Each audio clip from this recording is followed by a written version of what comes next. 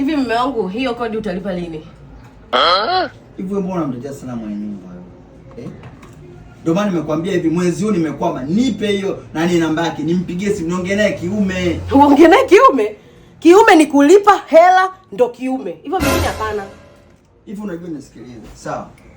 Tunatakiwa tuongee naye kiume, nimwambie kwamba mwezi huu nimefeli. Sawa, anivumilie. Lakini mbona unakuwa unakaa upande wa mwenye nyumba kuliko upande wangu? Mume wangu sikia, mimi si ndo nilotafuta nyumba.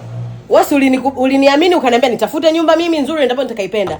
Na hela siku zote unanipaga. Kinachokufanya usinipe hela nikalipa kwa mwenye nyumba ni nini? Sasa nimeona kabisa wewe umezidi kuwa upande wa mwenye nyumba. Get ready.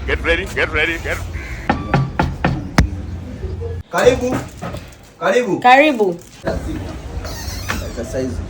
Salama, habari yako? Salama. Bwana, taarifa mimi naitwa Mpimbwe. Okay. Mpimbwe Damas. Sawa. Inatokea halmashauri. Sawa bwana Damas. Okay. Taarifa tushazitoa muda mrefu kuhusu watu kuhama huko ndani kwamba nyumba iweze kubomolewa. Aha, sasa nahisi mwenye nyumba hajatupa taarifa. Labda umpigie yeye ndo uongee naye. Nani dada yako ana taarifa, mwambie. Muite dada yako.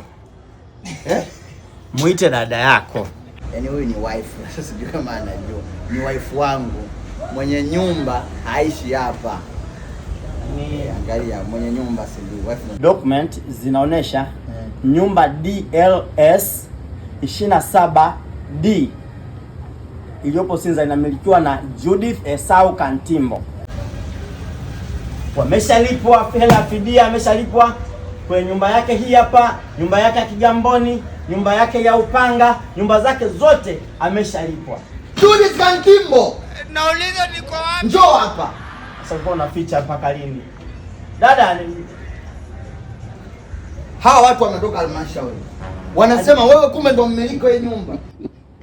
Judith Esau Kantimbo. Usiseme abe wewe ndo unamiliki nyumba. Ushapata hela yako ya fidia. Tunasema hameni, hamhami. Naomba nisikilize bwana nani. Sawa. Sawa. Hii nyumba miaka yote mitano tuliokaa hapa. Ananiambia mwenye nyumba, niache niongee na bwana halmashauri. Bwana Damas. Kumbe nilikuwa namlipa kodi ya miaka yote hiyo. Women. Nipigie simu. Siku zote hizo tunaishi, najua nimepanga hapa. Kumbe namlipa kodi yeye. Ndugu yangu, hivi unahisi hizo hadithi mimi nazitaka? Katapila linalohitaji hapa lipite. Huu mlango ni ufanye kuwa mchanga. Sawa? Na wewe ukiwemo itakufanya kuwa mchanga. Boss. Boss gani? Anini huyu?